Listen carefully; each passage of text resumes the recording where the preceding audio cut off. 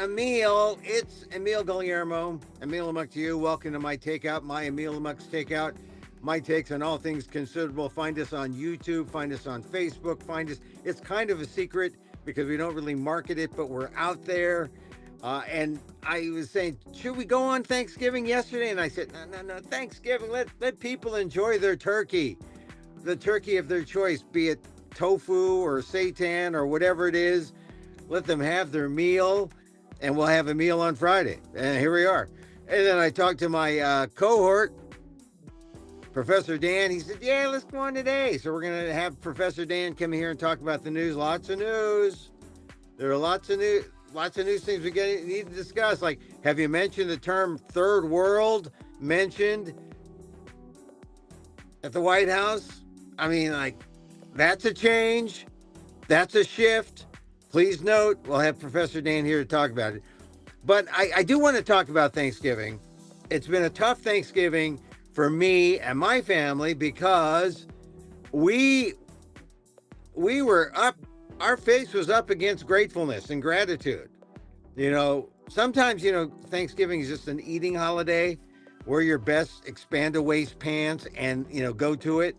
But this week, this year, it was, hey, how grateful are you?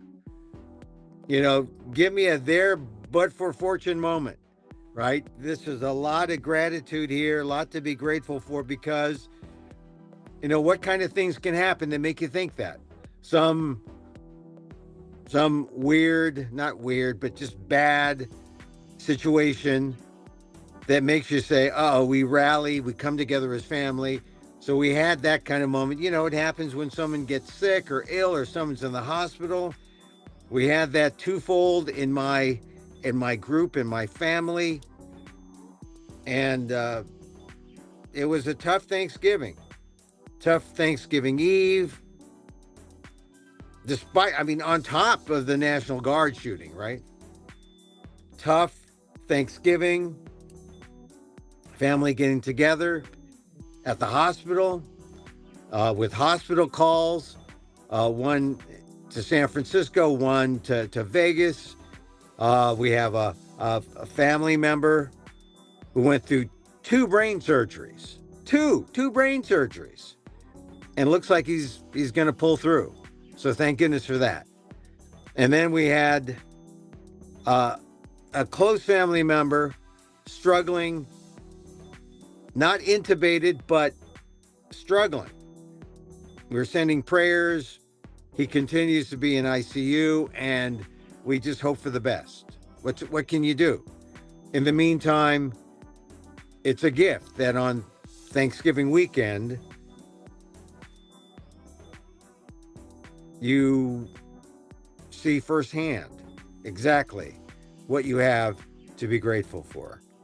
So it was a special Thanksgiving for me and my family, and I hope you had a special one too. And then there was the food, right? And of course, being vegan, it's always a struggle to make sure that you're, if you're in mixed company, that you have enough for everyone, vegan and non-vegan. Now, we went to a thing where it was only vegans, and it was great. And we're going to continue the vegan feast, but we always have enough. We always have enough, right? There's always enough. So a lot to be thankful for. Hey, you see on the little screen, Emil Muck 69. I was at the Marshall Week from last Wednesday. It was only a one shot. I might be back. Stay tuned here. Emil Muck 69, that's the name of the show. And it may or may not be about sex. I'm not saying. Have you read John Donne, the poet John Donne's The Flea? Is that about sex or about a flea who has just sucked the blood from you and your would-be lover? Wow, that's racy for the 17th century. Anyway, Emil Muck 69, my one-man show. Stay tuned here. I'll tell you whether or not or where we'll do it again. Maybe January, February 2026 sometime. Good show. I'm not going to be in Canada, though. They have the draw for Edmonton. I'm not going to be at Edmonton this year, but maybe Winnipeg, maybe Vancouver, maybe Toronto. We'll see. I love going to Canada in the summer. Lots of Filipinos there, lots of Asians, and but it's all lottery, so we're gonna have to see. All right, so as I said, a lot to be grateful for. I'm grateful for this guy. He's my cohort on Fridays when we talk about the news and talk about life, and he's the professor emeritus Asian American Studies, San Francisco State University. He's my friend, Professor Daniel Phil Gonzalez, San Francisco State University. Hi, Dan. Hi, good afternoon, sir. Yes, I'm sorry for your stress, the additional stress and emotional, particularly kind of confrontations that you had on such usually a happy day. Well, it was happy in a different way because, people come together, they're all in the waiting room. We see each other. Sometimes relatives haven't seen each other for years, if not months, or months, if not years. That sounds better. Yeah, So it I was a, feel the same way. I feel the same way about funerals. yeah, it's a kind of rallying, right? A rallying cry. And my my relative is still battling, and that's really the best we could hope for. So we're not out of the woods, but the family got together and made it a special Thanksgiving. So thank you for your concern there. I was wondering, before I wrote a column for the Inquirer about how I thought maybe we would have a special kind of Thanksgiving where people can talk politics for a change. I thought Mamdani getting together with Trump, that would be good. But there's also this Gallup poll that came out, and the highlights of the Gallup poll is that 8 in 10 endorse compromise. And they did this with 20,000 Americans, both online and by phone. So Gallup is like going to cutting edge public opinion. And they said 8 in 10 endorse compromise, 83% reject political violence. So it suggests that people aren't coming to, they're not coming to fisticuffs at the Thanksgiving table like maybe they would have the last 5-10 years, that we have more in agreement than not.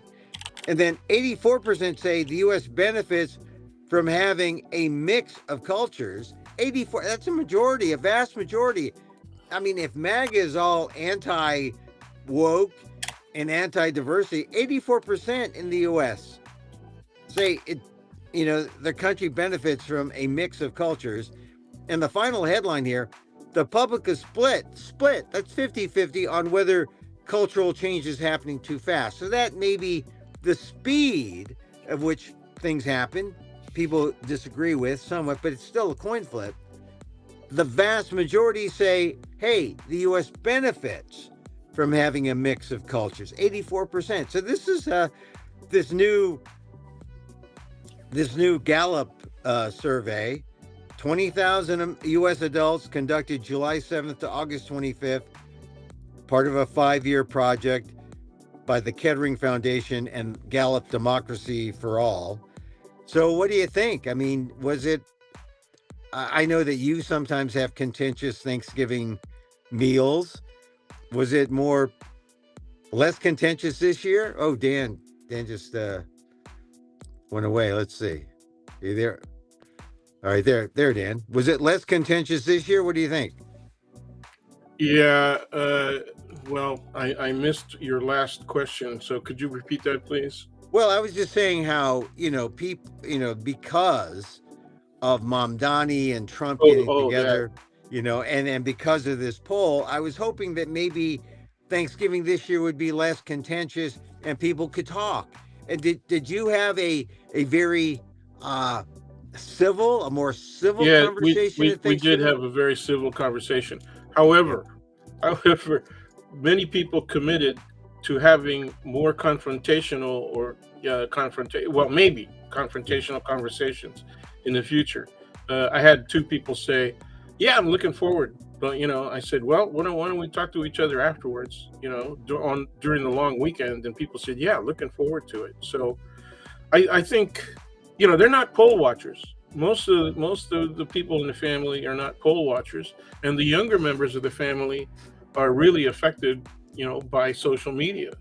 Yeah. So you're asking for open conflict right there. If people really honestly express what they think they know, what they believe.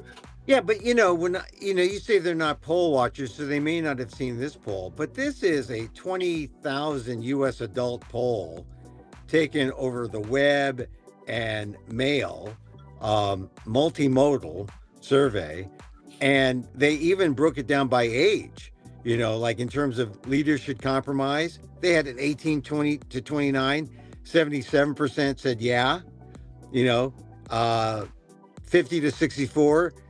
81%. And of course, the older ones, 65 and older, said that was like 88% said leaders should compromise. So the younger you are, the less into compromise. But the older you are, the more you were into compromise. But it's still a vast majority, which would indicate that, hey, we probably agree more than we don't, right? So, okay. Yeah, what do you think? I'll buy that. Well, the reality is, okay, I'm just going to tell you how I feel. All right. Yeah. Of course.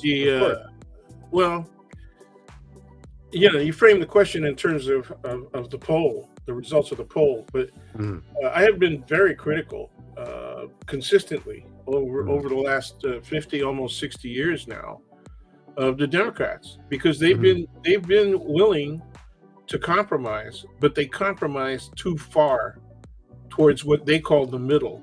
The reality is that their compromises, when you look at middle, center, left, very objectively, okay, this is a center-right society at best. At best, okay? This is a center to moderately right society at best. And there is a very influential extreme right that has always been there in American society, and they have strong representation in Congress and especially in their state legislatures.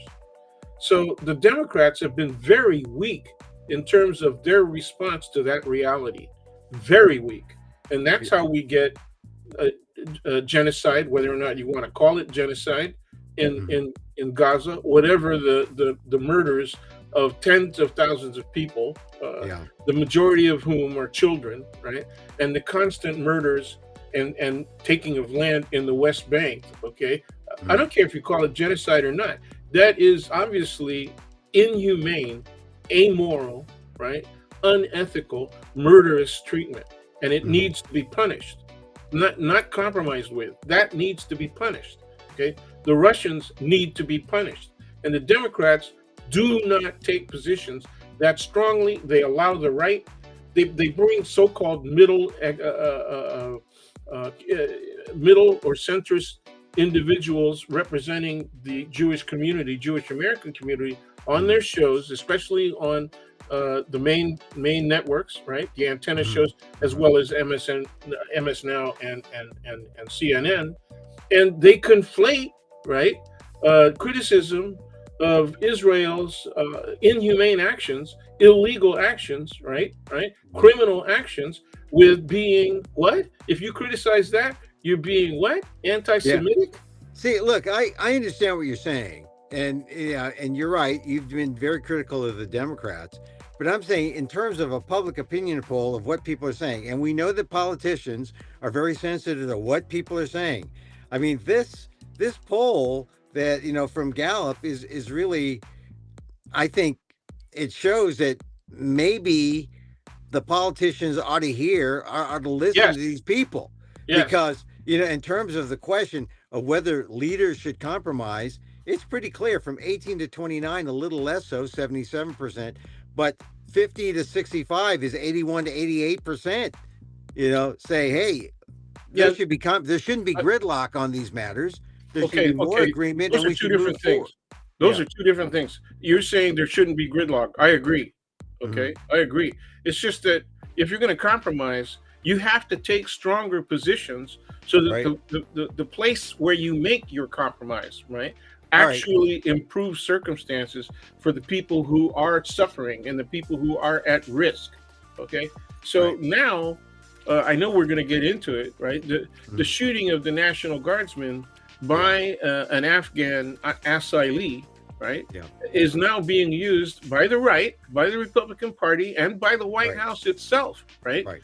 to up their attacks on everybody, right, Yeah. and to do even more exclusionary policy, reminiscent of, remember the bans, Muslim bans, Right. version 1 and 2, Yeah. during the Yeah. first Trump administration. Right. They're going to go beyond that at this Right. point. They've sort of been rejuvenated by this incident. But I don't know. This poll was taken between July 7th and August 25th. Right. But you know, the things that I cited here, it it really it really grouped together a majority in the country, age wise, also a majority that was, there's this divide between college educated and not college educated. Right. Always. Uh, but here, 83% said leaders should compromise, college graduate. 79% said leaders should compromise, not college graduate. So there was a real closeness there. Yeah. No, I There think was that's promising. I think yeah, it's there promising. But was also a real closeness on Democrats, independents, and Republicans. Republicans were 75%, Democrats 85%, independents 81%. So I was hoping that this is before the National Guard thing, that people would would be more aligned to this. The number one thing that I liked also out of this, it said the U.S. is stronger as a nation because it has people from different races, religions, and cultures. And among all adults, 84% believed in that phrase. Now, that's promising. It's yeah, promising. I will say that the poll is promising, but yeah, we have. but Let's now see what happens with this reaction to the National Guard. right, It's right. Now, an extreme position from the right, right, Mhm. and so the criticisms from the left and from the center have to be stronger than those extreme positions taken by the right. They Right. have to be articulate. You have to explain why what they're doing is wrong. Well, Why it's wrong to take the actions of one man, right? yeah. And say this is attributable to all of these people. Well, it's just a scapegoating factor, right? I mean, this is like And they get away with it. They They want get to away do with it. they want to do this kind of extreme policy. They need an excuse. Here's the excuse. It's always a matter of cover. This is their cover for their racist actions, Yes. and we Yes. got it now. We got it now. And Yes. and it's unfortunate because it seemed like where we were from this poll, which, as I said, released a couple weeks ago, but it took in 20,000 opinions between July and August It's a strong 25th. poll. It is a Yeah, strong it poll. seemed that Americans really want something better. They want to make multiculturalism work. They want they want the leaders to compromise in a strong way, not in this namby-pamby where are we going kind of thing. Yes. They want strong compromise on these issues. And now who knows? This poll may have been made irrelevant by the news of the other day. But I was hoping that this, and I mentioned it in my column last week, or that ran this week rather earlier before the holiday, that maybe this would mean we could get together and talk to each other at the dinner table, and not go to fisticuffs, not go to blows because we agree.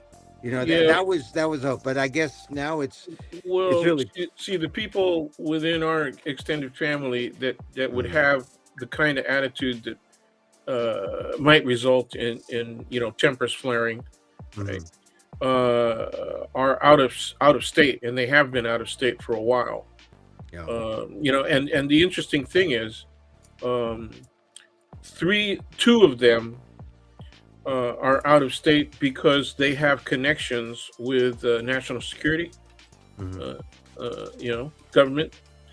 And I suspect that the third, who is in Asia right now, also has those kinds of connections, and they have very right-wing attitudes.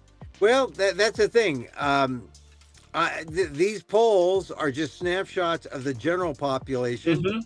It's not necessarily going to be your families or my families, but I think it there's food here for something that we can move toward, and be positive rather than wait to see what the Trump administration is going to do next. It's going to be negative and affecting all of us. And now let's move into the news about the National Guard shooting. I mean, no one likes political violence. This is an act of political violence, and of course, 80 83% in this poll rejected political violence. And if this is, I guess, in the extreme way, you could say, we don't know why this guy. Yeah, we haven't got motivation yet. And Yeah. the last report I got was that he was being uncooperative, and that was an off the air intelligence service report.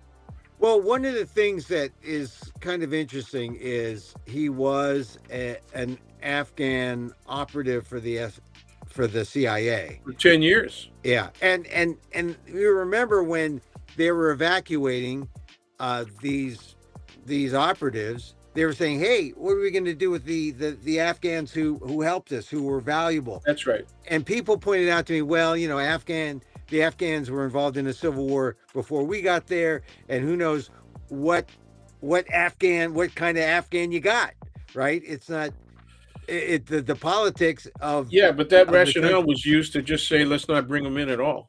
Yes, I know, but it was used by both left and right. It depends on how much you wanted the Afghans in, and now we have both the Biden administration and the Trump administration bringing them in, admitting them, granting them asylum, and now we have this, and now we have the blow up. We have but then again, they blame Biden because of the messiness of the withdrawal from Afghan. I agree with that. I agree that was horrible.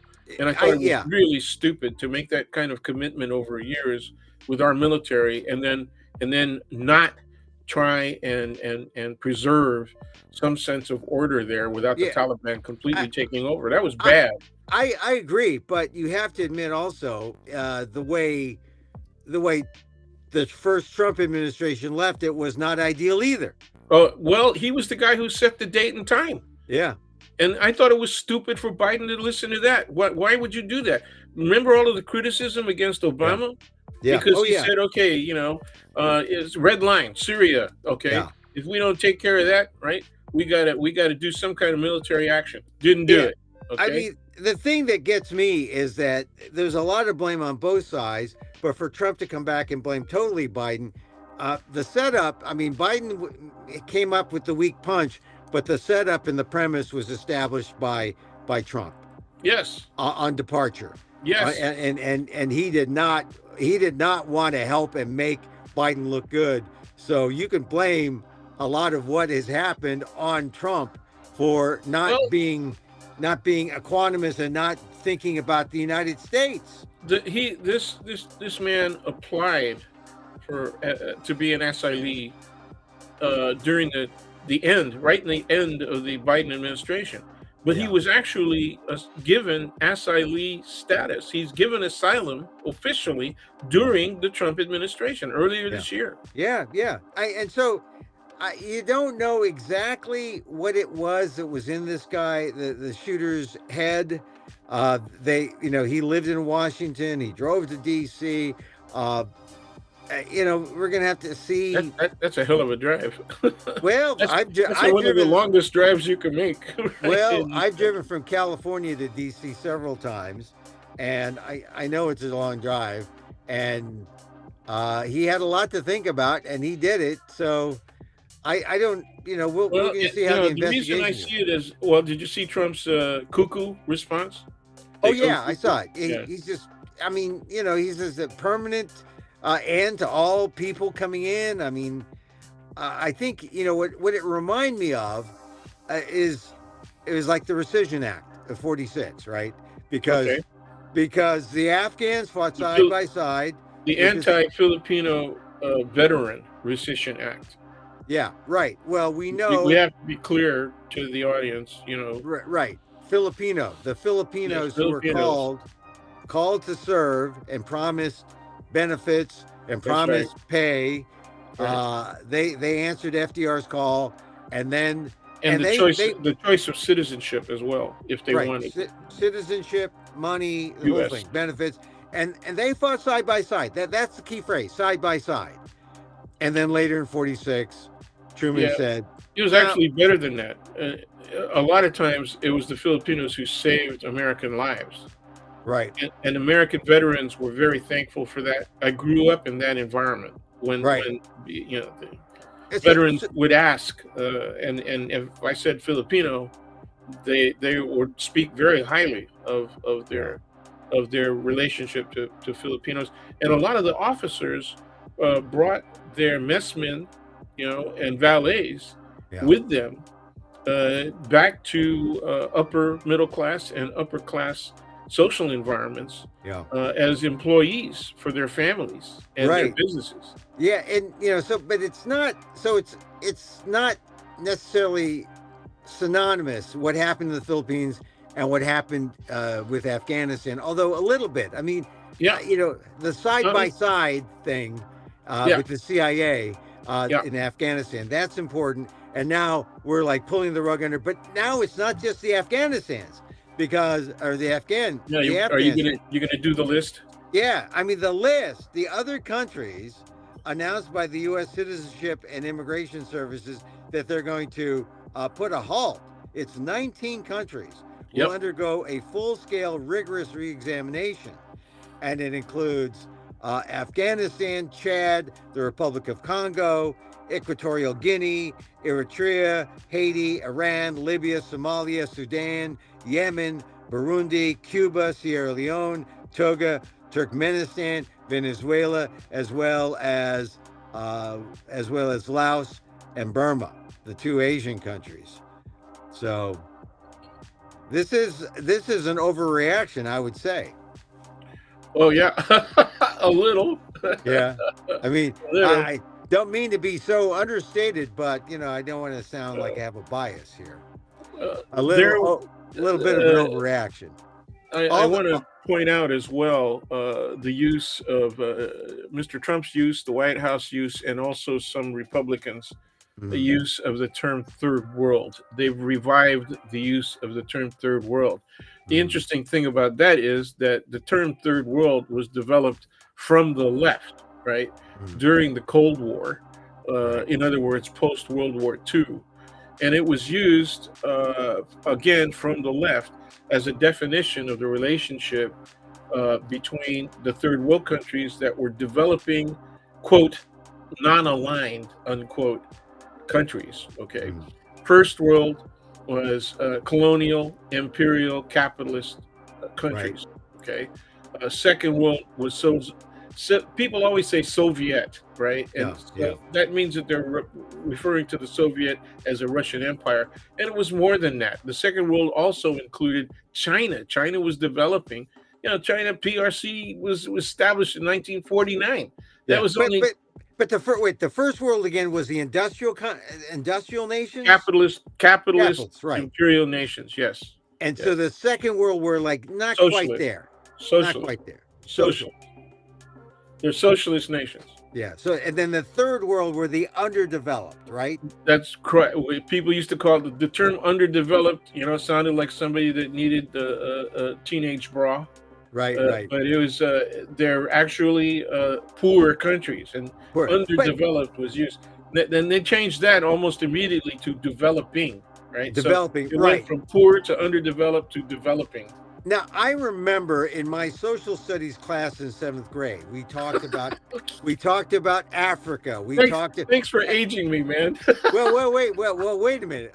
I just remember. I'm only mentioning this because it trickled down to the books that were available in public schools.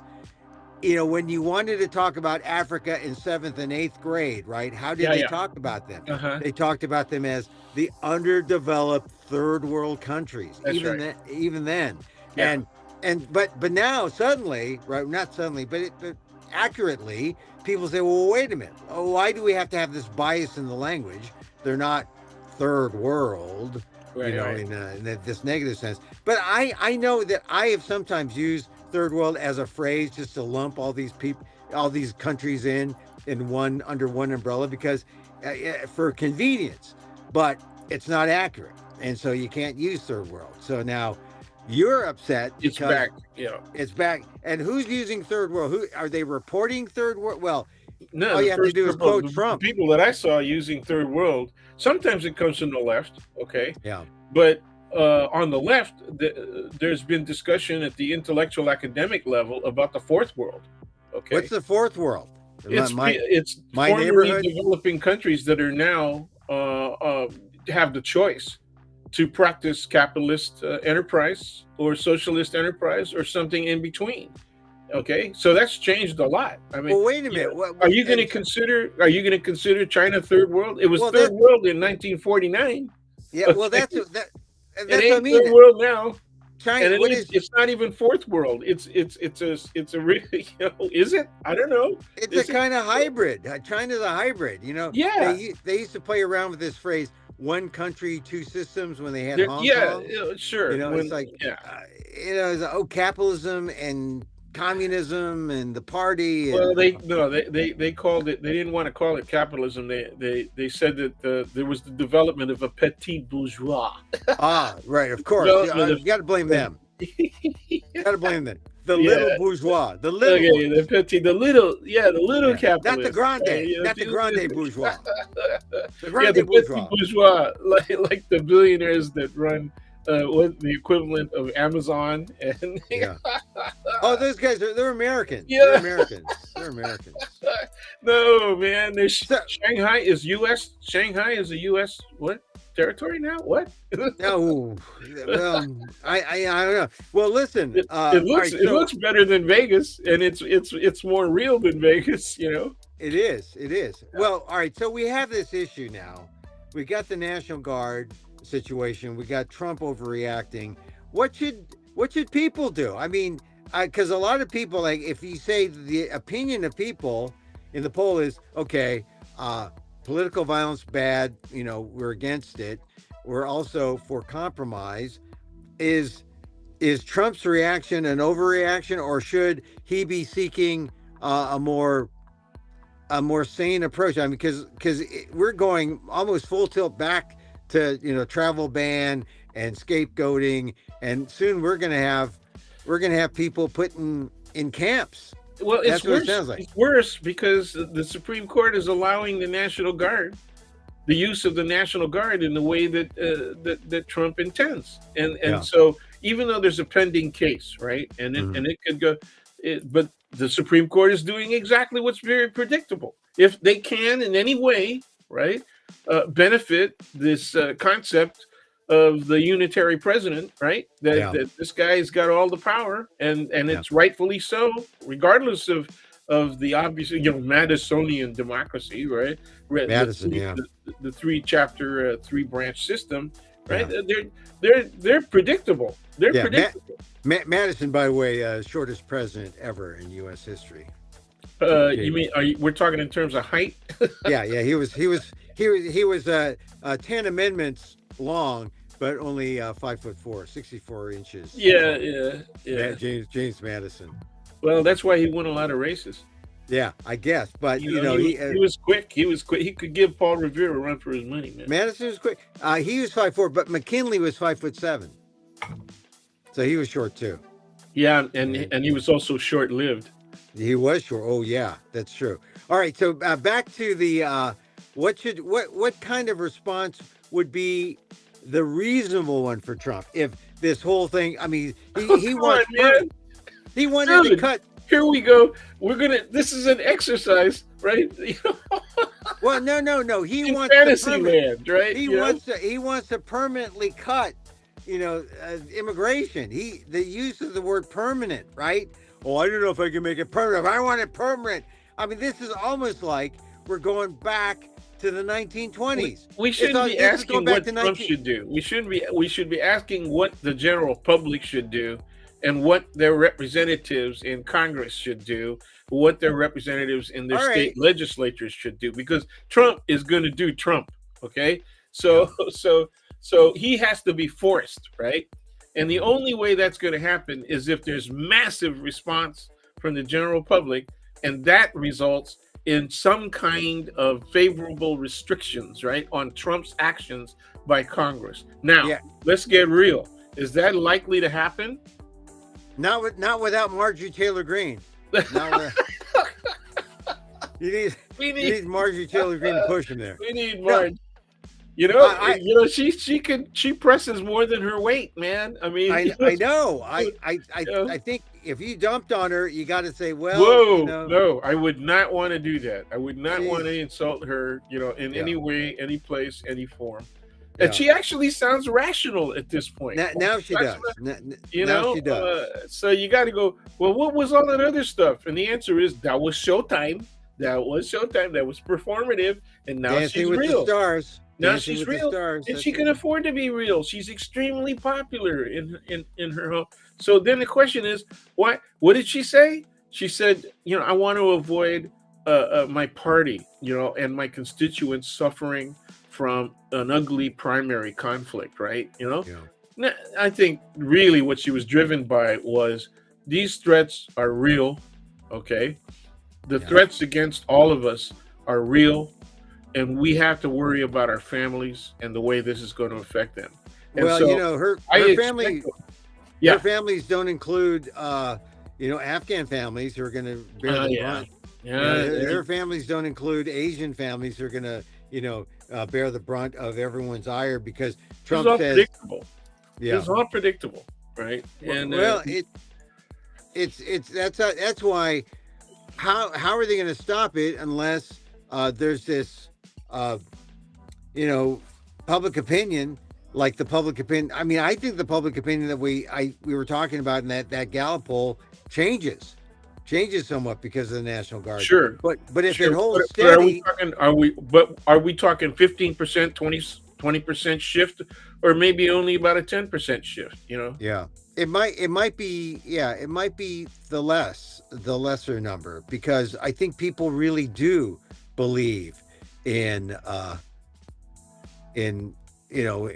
trying to, and they believe in multiculturalism. They Yeah, believe in trying to get I together. agree. I Yeah. agree. I think it's going to be that 20-25% that are willing to be really violent, Yeah. that are use any reason to be violent.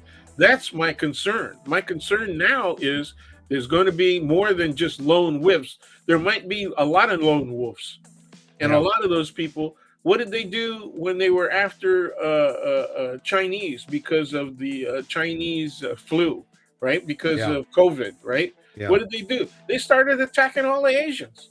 Right. It didn't matter if you had tight eyes, and you were short in stature. The assumption was you were one of them, and they remember the Filipino that got slashed in the subway in New in the York. subway. We got Vietnamese in San Francisco. We got being attacked on the street. We got elder people being shoved off of bus platforms and killed.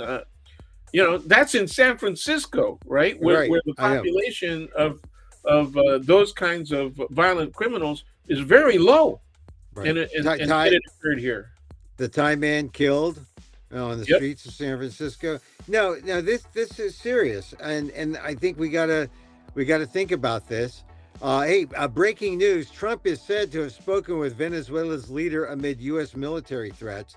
They had another thing about a boat being targeted today. I mean, I don't know where we're going to Venezuela. This is like. It's a backup oil thing, right? It's a backup oil thing. It's also, remember what Reagan did when after almost 300 Marines died in Lebanon because of lousy security. They got killed in the collapse of the Hilton Hotel where they were bivouacked while they were in Lebanon. And then what did he do? He spun around and they said, we're going to rescue people from Grenada. Okay. And everybody said, what the hell? Why are we going to Grenada? And they said, there's Cubans occupying Grenada. And it turns out there were a bunch of airport engineers that were just building an airport area, right? And the people they were rescuing were mostly medical students who were in out-of-country medical schools because they couldn't get into American medical schools, right? So that's who is there, right? So they staged this whole thing, right? Which really cracked me up because CNN reporters and cameras were on the shores of Grenada as Yeah. the so-called invading military forces from the U.S. were landing. And I'm Yeah. saying, what the hell? Well, this is the thing. Grenada was a joke. It It was actually, staged. It was yeah. staged. It was, they had to make us look powerful But because under the Carter regime, remember, they tried to do a rescue of the, yeah. Iran held hostages, and Well, they how about crashed into each other, so that Dan? was Dan, bad. Then they Dan looked bad in Lebanon, and so Reagan had to revive the image of the military as being strong. but isn't this Dan? And go back to 1898, Spanish-American War. Wasn't that sort of that was sort of Which the is same always kind? confused with the U.S. Philippine War, right? Right, right. But the Spanish-American War, 1898, wasn't Yeah, that kind of sure. staged in a way? Yeah, Yes, yeah, yeah, yeah. They sunk the Maine. Well, what yeah, about Vietnam? Well, didn't that start with the sinking of a ship? yeah. You know? I don't recall exactly. I just know the Vietnamese, the Vietnam War movies. Like Apocalypse Now and Jeez. Platoon. All Did you? right, so Yeah, look, you should. I hope you went with actual veterans of Vietnam to those movies because it, I can tell you it triggered a whole lot of oh, PTSD. I know. Well, this is where we got the PTSD. We didn't. I mean, we had Well, I PTSD, mean, but nothing like. no, they finally. What? How long did it take the VA and the U.S. government to recognize that PTSD was a real thing? How long did it take them to accept that traumatic brain injury (TBI) Yeah, was a real thing? And then and it is diagnosed as TBD. It's actually a disease, right? A disease yeah. pattern. They resisted in each instance. How long did it take them to recognize Agent Orange and the effect that it was having on people, even down line into the Yeah. second generation, And right? yeah, and now we know it's a thing. Chemical warfare is a thing, and no one, we need to figure out how to end it or how to stop it or how to be more, uh, make sure our governments don't. You mean like instead of going up and rounding up 50% of legitimately present people in the United States, that maybe they should get to work back on national security issues like that? Oh, yeah. Oh, that'd be a good idea. But at Well, the same time, they just cut their budgets, right? And they yeah. also fired a bunch of people. And this is so that the billionaires can get their tax cuts. That's the sickening thing. Well, there you go. Yeah. All right. So Dan, I guess we should wind down and talk about Ukraine a little bit because that was in the news. Corruption scandal. Zelensky's right-hand man arrested. Now Zelensky looks like he'll be impacted somewhat in the talks Yep. because he's got a bad proposal. He's got a choice between a bad proposal and no proposal. And things are going on. Putin can't outlast him. Unfortunately, I mean, it just seems he's just the bigger country. They'll play the long game. They'll play The the long game reason as the long. reason that the EU, the European Union, was hesitant, right, to accept Ukrainian entreaties, right, to become part of the European Union, was because of corruption. Yeah, And so it was during democratic regimes that there were restrictions put on Ukraine, and that aid and assistance was going to be based on them cleaning up, right, their corruption. And that's when the president before Zelensky engaged in that process, and he did so quite successfully, right? yeah, But then what happens is the Russian attack, yeah, beginning in 2014 in Crimea. yeah. Okay, so it's actually been an 11-year war that they've been fighting. It's not been a 3-year war that popular media has been seeing this as. And so during periods like that, right, corruption is actually likely to occur. Russians pushing the outskirts, right, of the Yeah, capital. February 2020. I saved this paper. Right. See, it's one of the good things about being a rat pack or a pack rat. I said, That's a good one.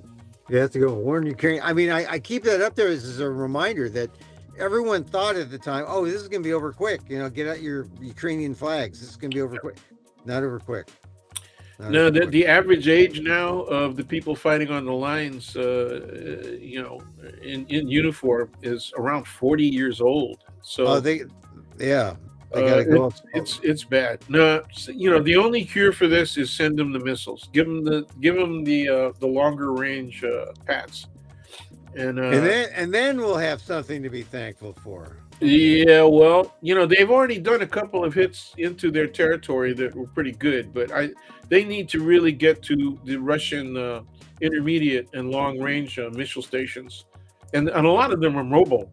So you need help and satellite help and all the rest of that stuff. I don't know that Ukraine is getting that at this point from the U.S. anyway. They may be getting it from the Brits and the French and the Germans, but not from the U.S. I doubt it. And nobody's talking about that. Those are all national security issues. Well, and this is the thing, what people are talking. They're not talking about. They may be talking about the National Guard, but they're probably more talking about Black Friday, and that's where everyone is out there doing money. Well, it's going to be actually now that you brought that up, it's going to be interesting to see how many people actually spend a whole lot of money on Black Friday. The businesses. Are they looking for real deals now, or is that over? Because the businesses were smart; they started Black Friday a month ago. Dan, I thought Black Friday is when everyone gets together in the mall and does their best James Brown impression. I think. Isn't that Black Friday? It used to be. I like the James Brown. Good. I feel good. I like the James Brown throwback. Yeah. Or doesn't. Well, I guess you can't do the moon dance for a few more years. Yeah. But all right. Well, I don't know. What happened to everyone's not going to spend? That's what. Yeah, the prices are up, and there's some deals, but what kind of deals, and what do they really need? I mean, people, it's unstable, and obviously, I think a lot of people have finally realized that the tariffs ain't good for you. They're not. Well, you get taxed. Hey, the tariffs are jacking you. Yeah. You saw in the news the Fabergé egg, Christie's in London, 26 million they want for that. The Fabergé. You think the price of eggs is up? The Fabergé egg, 26 million for a Fabergé egg. No, man, all of that stuff is just once again a clear illustration of what's happened across the Western societies. Right? Is that the extremity of class, differentiation, the separation of the classes is just unreal. I know. 26 million for a Fabergé egg. People want just a few vegan eggs to make breakfast with. There are vegan, and the price of vegan eggs are like $8 a carton for those vegan eggs. Yeah, it doesn't. Yeah, that's pretty pricey. All right, so Dan, look, I promised that we would. Yeah, we're gonna be short. Not like Madison. I mean, even you were taller than Madison. I'm taller than James Madison. That's right. Yeah. But look, we'll cross our fingers and hope that nothing weird happens because of. Well, everything weird is going to happen. It's going to be very interesting to see how this is enforced. That's where I think Trump is going to fail. It's not really going to be a major uprising by the people because they're too slow. I mean, I love the demonstration last weekend, right? Of get them out now. I mean, that's good to see. Yeah. Well, the thing about Trump, he looks for this for cover. This gives him cover. He can rhetorically go at it, but at some point things sink in, and then he goes taco. And he'll bring it back. I don't know. This will look really bad though to his right. They're gonna, to his so-called base. They can't. Even they will be. They've already been critical of him because of the Epstein stuff. Yeah. The Epstein stuff's not going away. It's going to be there until they let it go, until they put the stuff out there. And I'm looking at the estate. The estate is the place where a whole lot of the material that's been put out there on the relationships that Epstein had with a whole lot of people, that's coming from the estate. So that's not under control of the Department of Justice. Although I'm sure in the background they're doing stuff to try and squeeze on the estate to keep them from releasing more material. But that's where it is right now. And the Democrats are just in a really weak position around all of this because they're in the minority. They got Yeah. to win. They got to win at least the House next year. Yeah, and this is the thing. If they don't win, we can expect more of this. We can Oh expect yeah, more weak sauce. oh More weak yeah. sauce from the Democrats and the Well, left. and even if they do win, are they going to do? Are they going to correct the things that, for example, Ms. Harris most recently criticized the Biden administration, said we should have done a whole hell of a lot more on a number of issues. And her positions are consistent with the Bernie Sanders argument. All Right. throughout, not only Biden administration, but in the first Trump administration, and even before that during the Obama administration. Yeah. Okay, so he's Well, consistent as hell. I mean, the guy, I don't know what he takes, man, for to remain energetic and salient, right? But we ought to have some of that. They ought to advertise that stuff online, man. you yeah. know. All All right, right. thank Well, you. listen, Dan, I appreciate coming on. Have a great Thanksgiving week. I'm not going to buy anything if I can help it. Me either. I'm just And well, we got to look and see, maybe. and But we got leftovers galore, man. We went oh heavy yeah, seafood. We went heavy seafood this time, so we got heavy seafood. We salmon. went heavy seitan, heavy Okay. seitan. Happy vegan Thanksgiving to you. You can have a vegan Thank you. Thanksgiving on Friday. See, you have your if you're split, you have your turkey on Thursday, have your vegan stuff on Friday and Saturday and Sunday, and then vegans win 3-1. That's a nice compromise. Well, and some vegan prices are coming down. It's pretty good. It's Oh yeah, yeah. even at Whole Foods, it's looking a lot better. It's It's still more cheaper. affordable. Still cheap. I went to Whole Foods for the first time in like months because I just happened to drive by when I stopped, and they had some pretty good things. But Yeah. Yeah. so I mean, Whole If Foods you is Whole follow the sales, yeah, you can do well. You can Yeah. do well. All right, Dan. All right, man. Thank you. Happy Thanksgiving. There he goes, Daniel Phil Gonzalez, my friend, College of Ethnic Studies, San Francisco State University, Asian American Studies Professor Emeritus. First Asian American Studies place, Ethnic Studies in America. San Francisco State, UC was on the quarter system, so San Francisco State was first. All right. 57 years ago. Hey, you see on the screen there, Emil Muck 69. Emil Muck 69. Hey, there I am too. I got myself on my watch there. I'm in Winnipeg in that picture here. In this, I'm in Fresno in that picture. In that picture, I'm in Fresno. And that plugs the show that I did in the Marsh about 2 weeks ago. But may do it again January, February. Stay tuned here. I'll tell you where I'm going to be. Go to amok.com, my website, also to get updates. On the screen, if you want to donate, you can donate. Venmo me here. Emil Muck's Takeout. We only do this on, because we want to keep it small so that it's just me and you talking. We don't put it wherever people can podcast. No, I'm going to do that. It's just time and stuff like that. But YouTube at Emil Muck 1. Facebook, you can see us talk here. Thank you. Tough Thanksgiving time, as I said early. Got friends going through some medical things, relatives hanging on to life, and it really does give you a chance to it reminds you to slow down and to be thankful. So very thankful this holiday for things that we take for granted. Our health. Mom was right. Health is our wealth. And so not out of the woods yet in terms of my friends and family who are struggling, because they'll have to go through rehab and whatnot, and they're still fighting. So appreciate your prayers. So we end this show on Thanksgiving weekend. I'm grateful for you, all of you who listen, all like 4, 5, 10 of you. I know some people catch the short reels.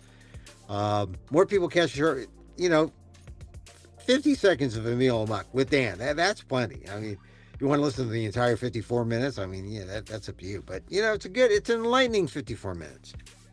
Anyway, we like to close with a little loving kindness. Loving kindness. Sharon Salzberg. I borrow from her. Borrow from the best, right? Loving kindness meditation. We need it now. Show that loving kindness. And so, as I wish for me, I wish for you. May you be safe. May you be happy. May you be healthy. And may you live with ease. You were living with ease if you got that Thanksgiving meal out without a hitch. Oh, that's ease. That's ease. I had a good Thanksgiving meal. Hope you had a good one. Stay away from Black Friday. Let's keep it brown. Brown Friday. I mean, it's not a money spending time. Save your money. Save your money. Think about the spiritual stuff, right? The inside, not the outside. Till next time. Listen to this over again. You can use your finger and rewind it wherever you are, YouTube. Please take care. Emil Amok here. Till next time. Mahal Kita.